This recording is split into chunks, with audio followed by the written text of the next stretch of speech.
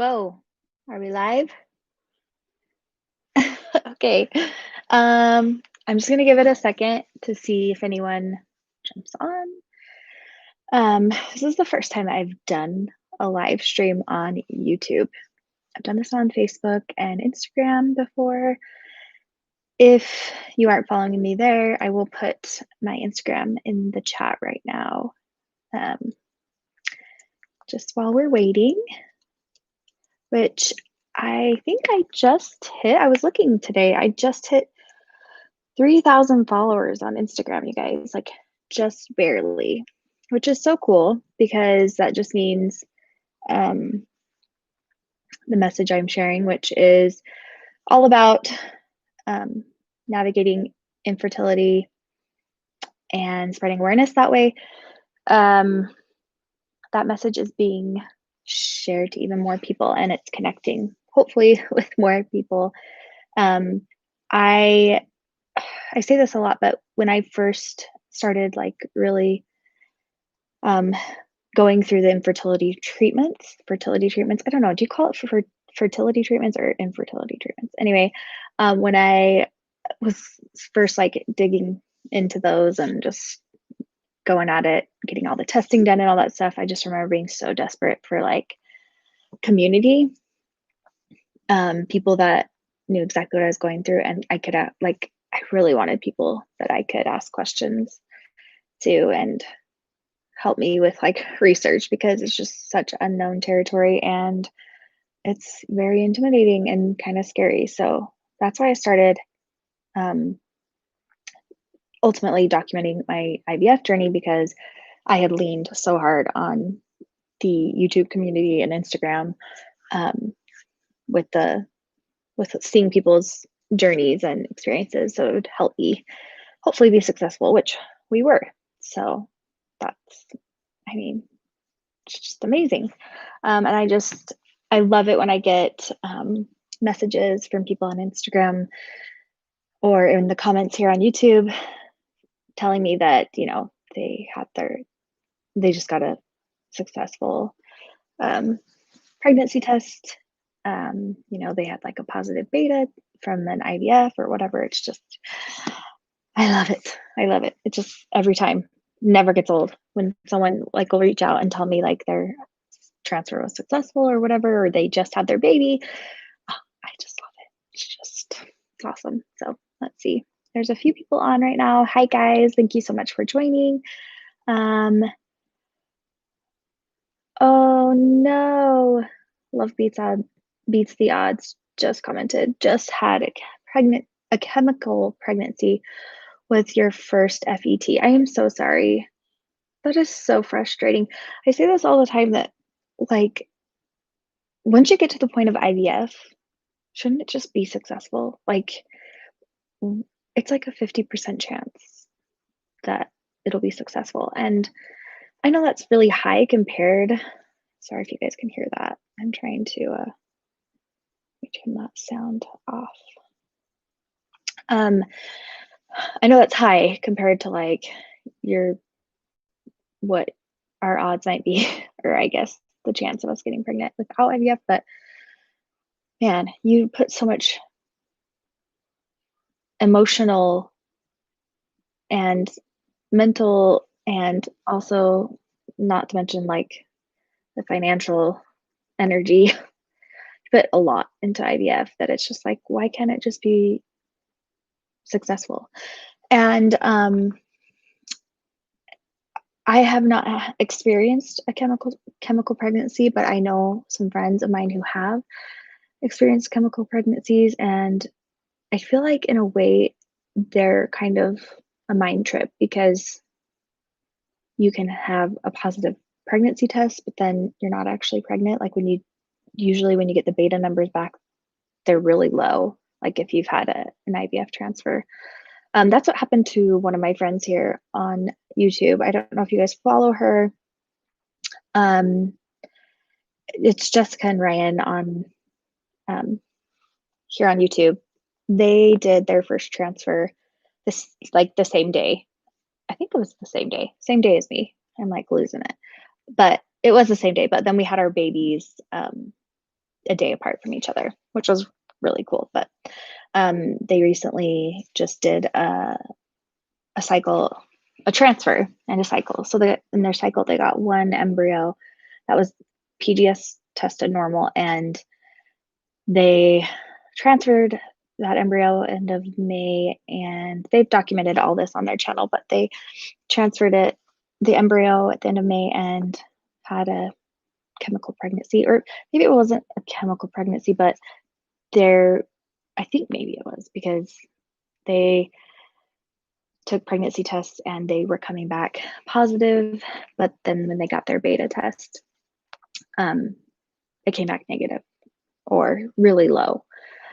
So it's just really heartbreaking. That's one of the reasons why when we did our frozen embryo transfer and during the 2-week wait, as much as I was dying to take a pregnancy test, I didn't, because I was so scared that something like that would happen. But I don't know, when we do our next transfer, which isn't anytime soon, but I don't know if I'll be able to hold off. I don't know. It's so hard, guys. So hard. So can you guys just like give me a thumbs up, or let me know if you can hear me? I don't know if I'm just like talking to myself, because I do that sometimes. I'm going to look at the chat here. Oh, yeah. Elvira? Elvira? I'm so sorry if I'm pronouncing your name wrong. But she says, I think it's less than 50% in regards to IVF success. She's had 4 failed transfers and 1 chemical. Oh my goodness. In the last 2 years, sometimes I think these statistics are just numbers. Heartbroken. Yes.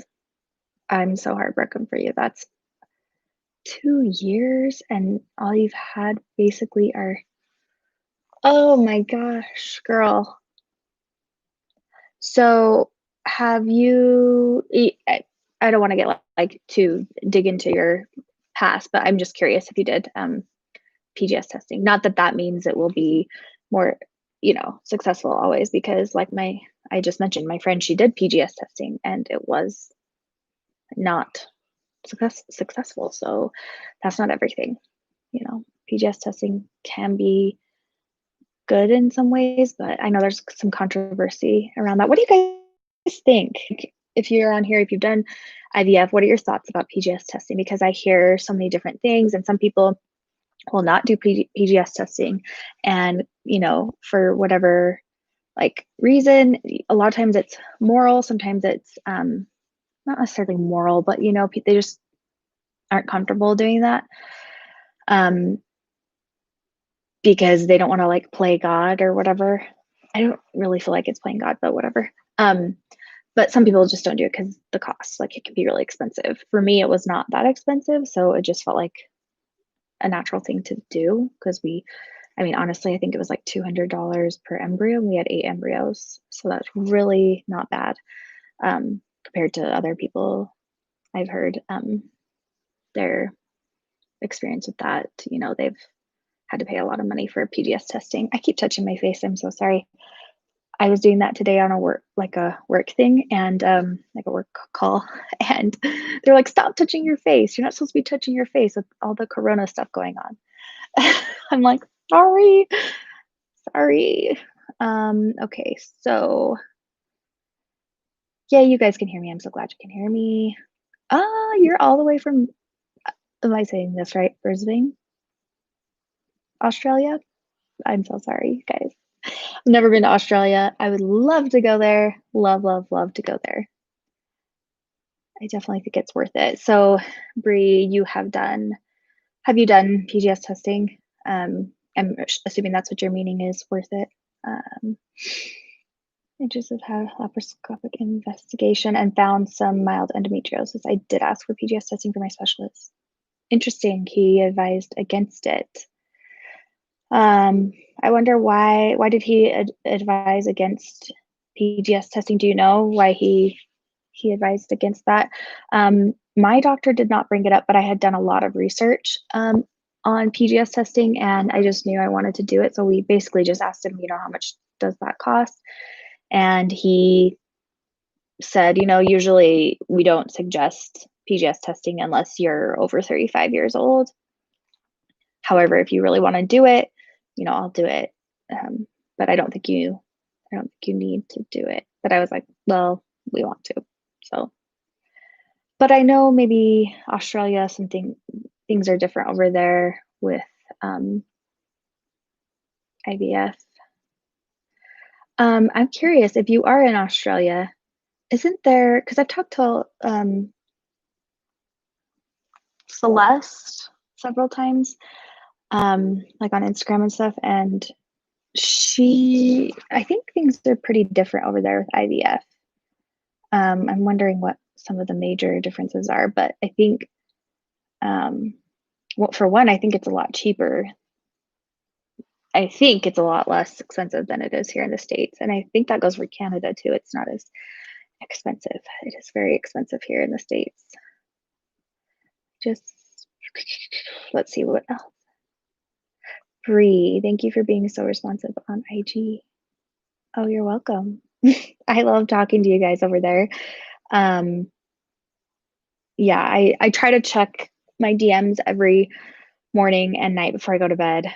Honestly, I don't spend a ton of time on IG. I like Instagram, but I just hop on it like if I'm bored waiting for it. Like today, I was waiting for my car to get um, an oil change, and so I was a little bored, so I started scrolling through IG. And I'll do stories or whatever. But I really just like hop into Instagram, check the DMs, and chat with you guys in there. I had the same as Ryan and Jessica, positive home test and then super low beta. Transferred a day or two after Jessica and Ryan. Ours was a PGS BBB hatching embryo. So, dang. So you do follow Ryan and Jessica. Love beats the odds. Good. They're a great couple to follow. I love them. Oh, he kept saying that it's no, hold on. He kept saying that it's no guarantee. Sorry if I'm reading these. Should I read them out loud? The comments. I like being in the chat with you guys. He kept saying that it's no guarantee that the right portion of the embryo will be biopsied. We have 9 more embryos with a good grade, so I'm hoping one of them will be good. Oh, that's great. One of them will be it. 9 more embryos. That's so good.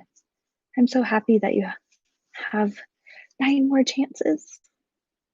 Sending you lots of baby dust there to those 9 little M babies. Bree, although I'm young, I did it because it was affordable and advised by a doctor. Happy we did it. Yeah, I was kind of same situation as you, except my doctor didn't necessarily advise me. More was just like, okay, if you want to do it, sure. Yes, okay. I thought there were some rules in Australia. We aren't allowed multiple transfers to your 38.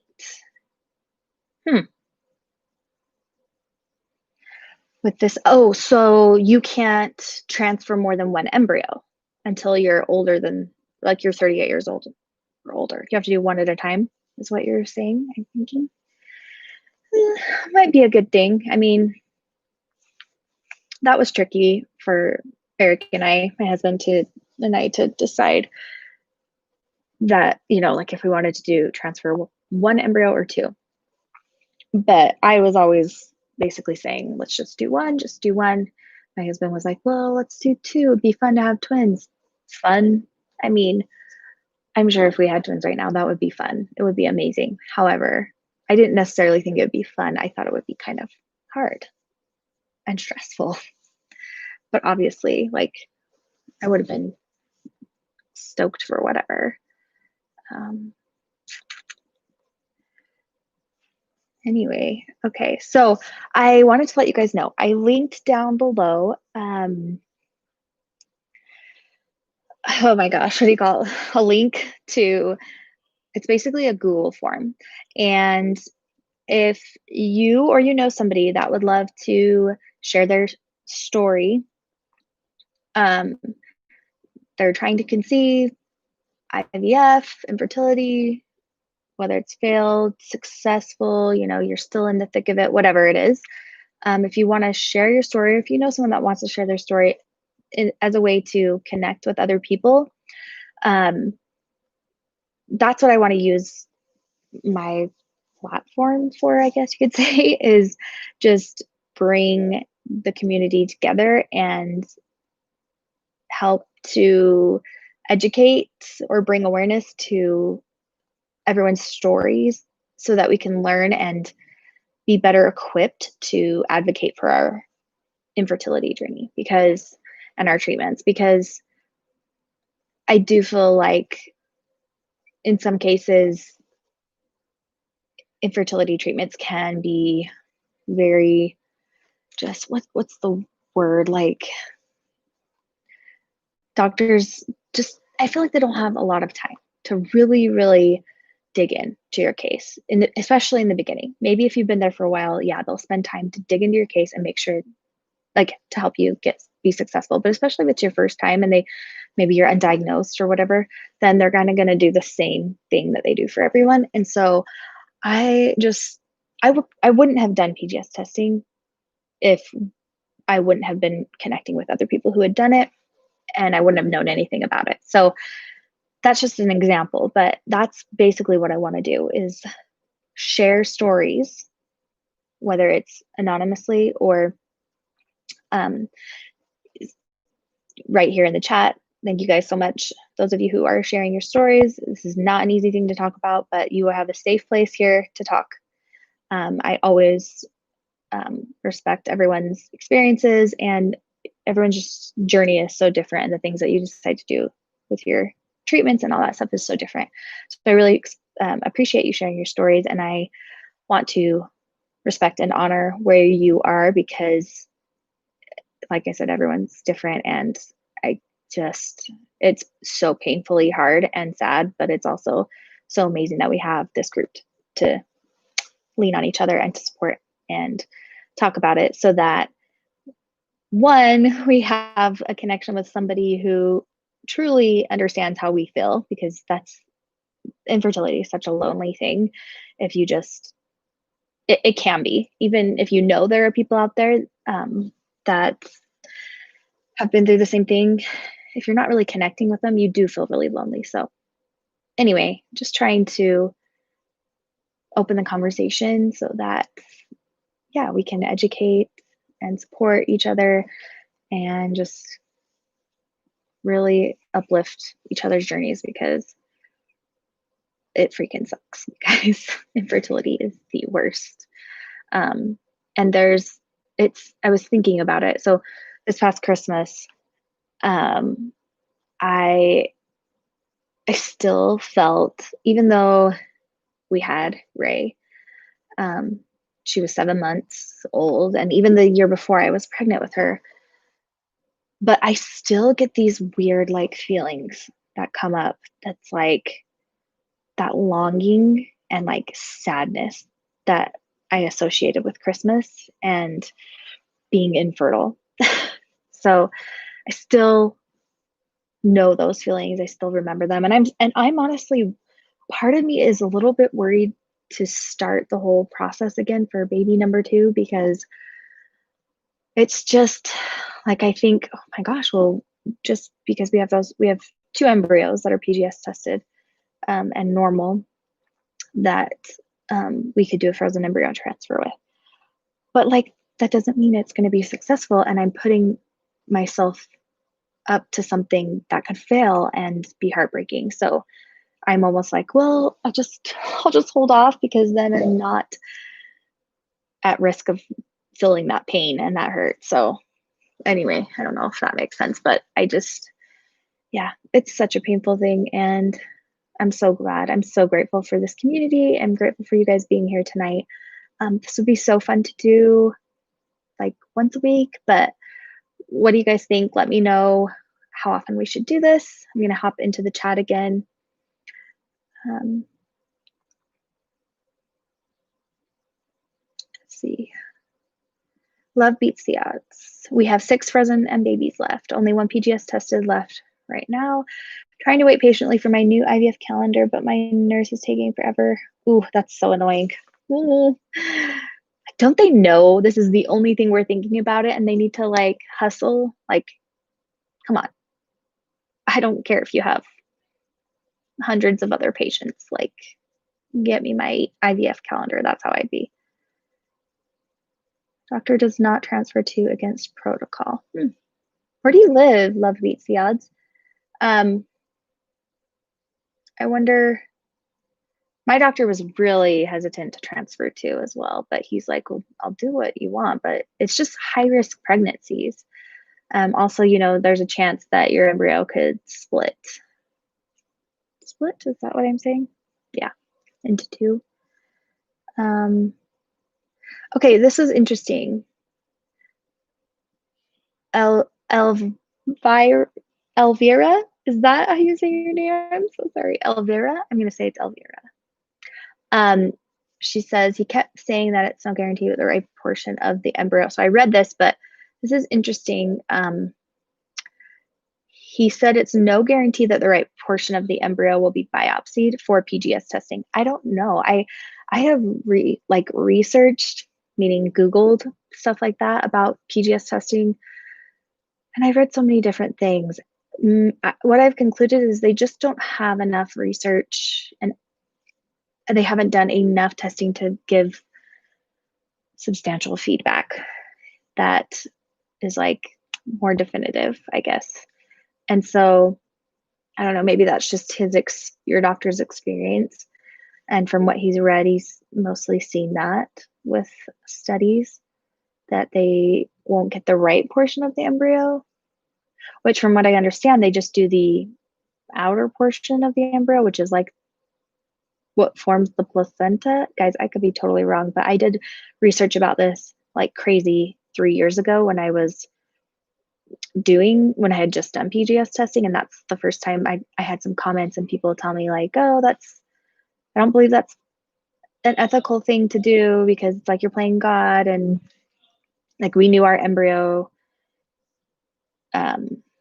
genders, but they were all girls. And even then, like, even if we had boys, we were just going to tell them, don't tell us like what the highest graded embryo is and just put that one in first, transfer that one. And if it's a boy or girl, whatever, we'll just find out when we find out. I just joined. What is your diagnosis? Caitlin, I am unexplained and it's still frustrating. Very frustrating. But my doctor does say that he thinks it very well could be endometriosis. But I just don't have a lot of the symptoms that I can think of. However, I didn't realize that like painful periods was not a normal thing. And when I was in junior high and high school and like college, I had excruciating pain when I had my period. Like my cramps were not just cramps. I had to I never took like ibuprofen except for when I had cramps. Like the first 2 days of my period, I would take like 4 ibuprofen every like 8 hours or something. And I didn't like have heavy periods, but I would have to basically stay home from school because of the pain when I was in junior high. So I think that's a sign of endometriosis, but I just figured everyone had really painful periods when they were, on their, like having cramps and stuff. Like I just figured cramps were very painful. It wasn't just like cramps. It was like really painful cramps. Oh, Brie, I missed what is your doctor's stance on unexplained infertility? My doctor says it's more common than we think. Did I answer this? I don't think I answered this. Yeah, he basically says most of the time unexplained infertility is actually endometriosis. It's just endometriosis is so hard to diagnose because you have to do a laparoscopic surgery. So that's why he was kind of like, you know what, let's just go for, trying IUIs or IVF instead of try to figure out if you have endometriosis, because even if you have it, there's not a ton you can do for it from what I understand right now. Maybe in the future they'll have more options available. I think there's ways to manage it, but it can always grow back, I guess. Like this scar tissue can always spread or grow back or whatever. Oh, you're from Dallas, Texas. Cool. Love beats odds. So, listen, I have been meaning to go to Dallas since March, and I rescheduled twice, but then, Corona. So, um, it's all good. I just really miss Dallas. I am not from there or anything, but my cousin can't talk. My cousin lives there. She is my best friend, and we were roommates in college. And she got married when we were 21, and she moved like a year later to Dallas, and she's been there since. And so I try to go there every year, but it's been like 3, 4 years since I've been out there. So I really, really want to go visit her. So as soon as things calm down and go back to normal, because it's got to go back to normal eventually, right? Dallas is my first trip. I'm excited. Um, okay. Just hopped in, but I have my consultation call for baby number 2 on the 24th. Surprise, since it's a holiday here. Oh, yeah. Hi, Kylie. Um, Yay, excited, but also blah with going through it all again. Oh my gosh, yes. Ooh, crossing my fingers for you. You can do it. Let me know how your consultation goes. I'm kind of curious how that consultation goes for baby number 2. Let me know. You can send me a DM on Instagram. Serena, my IVF story, 3 IUIs and 3 IVF cycles and only 1 follicle per cycle. May just 1 PGS normal embryo, and it was a follicle that stopped growing at 13 millimeters. She's now 8 months old. Oh, I love that. That was a roller coaster for me to read, just that small paragraph. I was like, oh my gosh, that is so amazing. Oh my gosh. I hope that gives people hope. I don't know if you guys follow me on Instagram, my best friend, who, you know, we're very close, and she did IVF in March. Literally, her egg retrieval was the first week that everything was getting shut down here, middle of March. It was a mess. Anyway, um, her egg retrieval was during that week, and you guys, she did not get a single egg. I thought she was joking when she told me. Like, I've never heard of that before. And so if you follow me on Instagram, I kind of talked about it there, but I just, ugh, like, it made me sick. So sad. I just can't even believe how she was dealing with all of that, especially with everything else going on in the world. Like, 2020 has been a year. Yes. Okay. So yeah, Bree. Yeah, our doctors don't believe endo affects fertility if the tubes are open. Yeah. I don't really get that too, but my doctor mentioned that as well. Um, it's like not too concerned about endometriosis. Okay, so I'm going to stay on for like 5 more minutes. We'll kind of close things up here because it's like my bedtime, you guys. I go to bed early. Last night I went to bed way too late, so I'm going to bed early tonight. Okay, let's see. I didn't have endo symptoms too, but had a laparoscopic investigation 3 days ago showing mild endo and left of like if your tubes there's like a kink in it, so the egg like can't travel down, or the I guess sperm can't get up to it. So that would probably not be convenient thing to when things go back to normal and you visit us. I would love to meet up for lunch, coffee. I would too. I would love to meet some of you guys in person. Someone reached out to me like a year ago. They were coming to my area to the fertility clinic that I go to, and they're not from here, but they were like, oh, we should meet up. And I was like, that would be so fun. And then it just kind of didn't happen. But yeah, it would be super fun to put faces to profile pictures. Serena, I can't believe you started with 0 follicles. I have a video where I talk about follicles, and I literally cannot say that word. It always stumps me. Started with follicles, 0 follicles. I don't even that's crazy. It took 2 weeks for that one follicle to show up and it stopped growing. We wanted to cancel, but we retrieved end result. That is nuts. That's so cool. I don't know what I would have done. I mean, I guess I probably would have gone through it too. Like, you just gotta work with what you've got. You retrieved 1 egg, and that resulted in your baby. That is so cool. Congratulations. And 8 months old. How is your baby? Is she did you say you had a girl? I'm pretty sure you said you had a girl. She is now, yeah.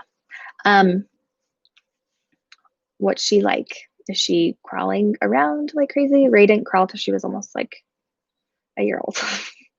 And now she just started standing, you guys. It's crazy. She's everywhere. She's almost walking. Do you have low AMH? Serena, do you have low AMH? Caitlin has semi-low AMH, and your story gives me hope. I go for my second IUI tomorrow.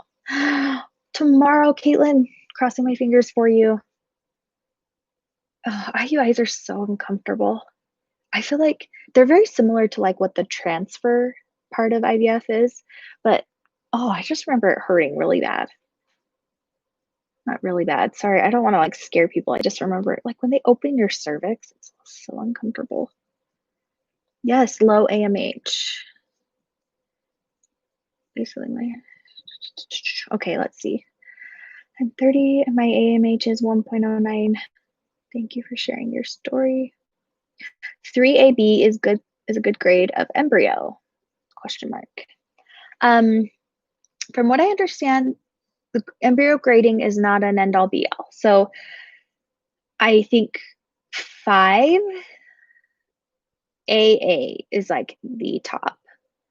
But then ABs are also good. So I wouldn't place too much on that, but yeah, it's just the grading of an embryo is not end all be all, like I said. She's adorable and super chubby cheeks. No growling yet, just rolled. That sounds like Ray. I had a 5AA not work on SC, so that's why I'm saying like I've heard people with BBs and lower quality or whatever. I'm pretty sure the grading just represents how the embryo is like splitting, like how the cells are splitting, I guess. I'm not a doctor, you guys. This is just my experience and my research. But so just because that's where it's at in that moment, when they freeze it, doesn't mean that when, they transfer it to you, like that's how it determines if you're going to get pregnant and have a baby, successful pregnancy and birth from that. So it's just kind of a guide, like a benchmark, but I don't know, not even a benchmark, just kind of take it with a grain of salt, I guess. Okay, so I am gonna close up. I feel like I could talk to you guys all night. Thank you so much for being here. Thank you so much for your comments, for being in the chat. I love hearing your stories, whether it's a success or you're still in the thick of it. I love hearing from you. I love seeing the chat going on and you guys chatting within the chat, like chatting with each other. It's so great. I love it so much. So anyway, thanks again for being here. You guys have a great night. Caitlin, best of luck to you and on your IUI tomorrow. And let's see who else here is doing stuff this week. We had someone Kylie's going in for consultation for baby number 2. So let me know how that goes. Anyway, reach out to me through DM anytime. Love to chat with you guys. I do work full time. Some of you may know this. I do work full time. And I love my job, but I do love the fun I have here on YouTube and the support I have with this community. But because I do work full time, sometimes work is a little bit more crazy and busy, like it has been the past few months as we launched some new products. So I've just been a little bit busier than anticipated this summer. So I haven't been able to post as many videos, but I have some fun ones planned for you guys, and I hope to sit down and film this weekend, one of them. And I mean, live streams are pretty easy for me to do. So if you guys want to do more of these, let's do it. Um, and again, in the description box below will be a link to where you can share your story, or you can send someone there if they want to share their story anonymously, as a way to, like, I'll read the story on the next live and we can chat about it and just bring awareness to that particular experience. So anyway, that's it for me. Again, thank you so much for being here, and I will catch you next time. Bye, guys.